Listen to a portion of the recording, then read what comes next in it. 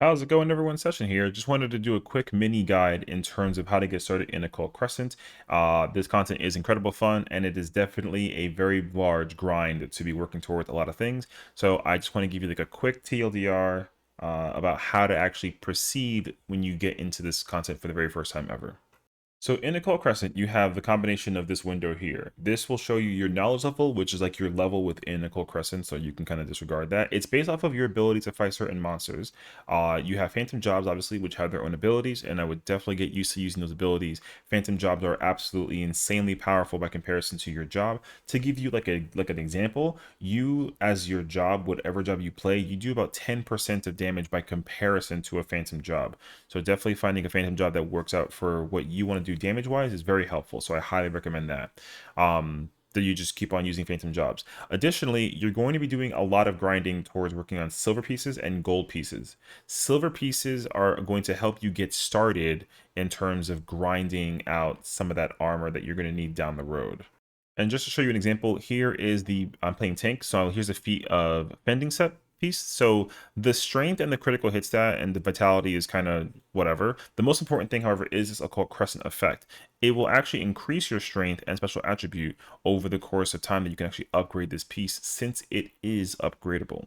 And as you may know, one single piece of gear costs 4,000 silver, which is a lot since an entire set for one class is 20,000 total. So if you want the full tank set, it's on the left side, it's 20,000 silver in total. And the primary way in which you get that silver is from doing critical engagements as well as fates.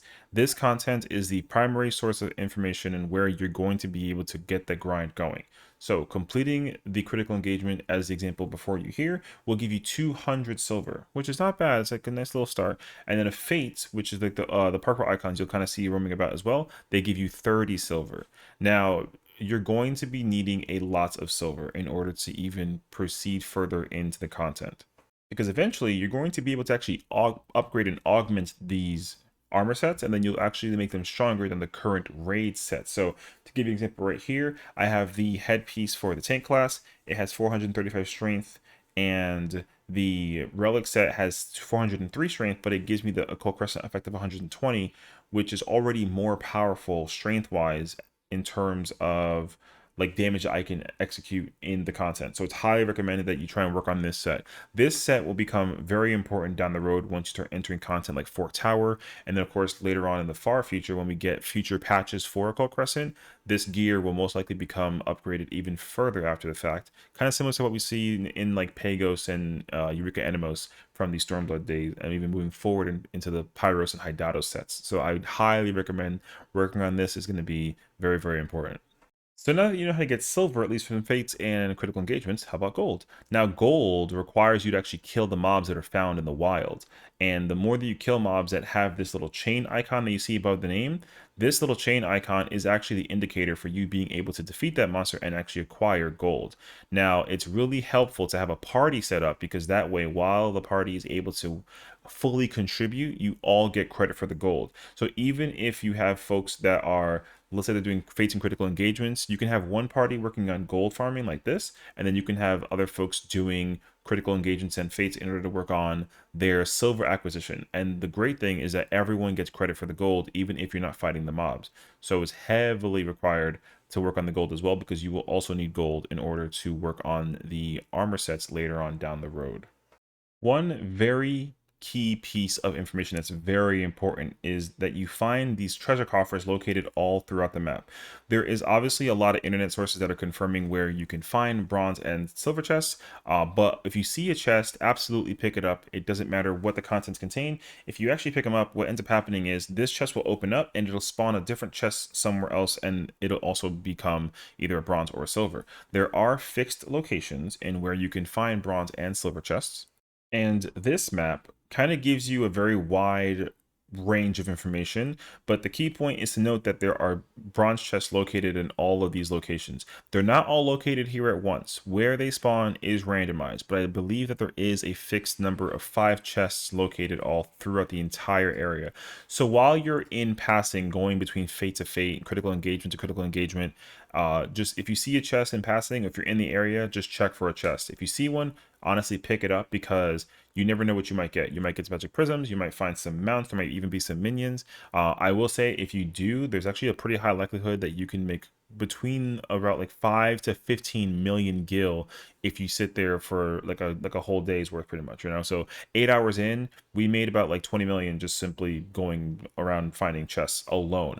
And chests also are required for you to work on the relic armor down the road as well anyways. So again, if you see a chest, literally just pass by it. I also wanted to quickly emphasize on the color regions of why they're kind of colored the way they are. This is for the Demiatma. The Demiatma, if you have played A Realm Reborn, then you know, but if you don't know, Atma is basically a crystal that has a very low spawn chance of appearing. Essentially, there are 6 colors. You have light blue, kind of like a tealish blue, green, orange, pink, and yellow, which I still don't have. And you need to acquire 3 of each of these, and the primary way to finding these is via fates and critical engagements. And so this map actually tells you, if you were to complete a fate or critical engagement in any of these highlighted color zones, the chances of getting Atma that is to the color of that crystal can be found in these areas. So ideally, you are going to start coming to the realization that if you complete fates in this area, you might get this one. And even if you acquire 3, people were kind of initially thinking like, oh, like if I'm done with this area, I don't need it anymore. But the thing is that Demiatma is actually the last on the priority scale. You should work on Demiatma last, because it's just meant to be a passive acquisition. As much as you want to get the relic weapons out of the way, the relic weapons are also 745, and they actually aren't better than Zelenia's EX4 weapons. So if you're still in the in the grind kind of vibe, then like you can just keep on working on Demiatma, and you can end up with like my friend has 10 of the yellow ones, because just luck of the draw, right? So once you acquire the first step of the relic, of course, with Demiatma, then for sure you can turn it in, because afterwards, since it is a one-time quest, you only have to collect each of these once 3 times. So if you get 3 orange, 3 yellow, 3 purple, 3 blues, and then the 3 green, and turn the quest in, you're done forever. You never have to do Demiatma farming again, because the second time you want to go for a relic, you pretty much just trade a material, and it costs 500 heliometry, which is the non-poetic tome that you can get. And you also get those tomes by completing critical engagements. They give you 20 per. So again, it's meant to be a very slow but passive and enjoyable grind. You will be here for a while, so you might as well just have fun doing it. And so there you have it. So just to kind of reiterate for the priority scale, #1 priority for sure is to get silver. Get your relic armor out of the way first. You do more damage, you'll be able to survive a lot better, and it'll really help out with grinding for things later on down the road. Additionally, you want to start working on gold when you have a chance to do some gold farming. It doesn't matter what level you are, because if you sync the level, everyone gets credit as long as the chain icon appears above people's heads. And you also want to use that time to work on your phantom jobs, because leveling up your phantom jobs will also make a very huge difference, and that'll also come passively with time. So my recommendation is just pick one job, max it out, and then just keep going. You get a permanent buff. That will increase for each job you have mastered. I believe this goes up to 5, and so you can get like a permanent 5% in terms of damage output as well as healing, which again later on in the future becomes very, very handy. And honestly, I will say, do yourself a solid favor and make sure you have some inventory slots available, because with opening chests, you're going to come across some of these magic prisms, right? Have some fun effects. You can acquire some materials. Sometimes you'll get some mounts, minions, emotes, the whole 9 yards. Just have fun and, go crazy collecting. So good luck, have fun, of course. And if anything, maybe I'll see you there. Enjoy yourselves. Take care.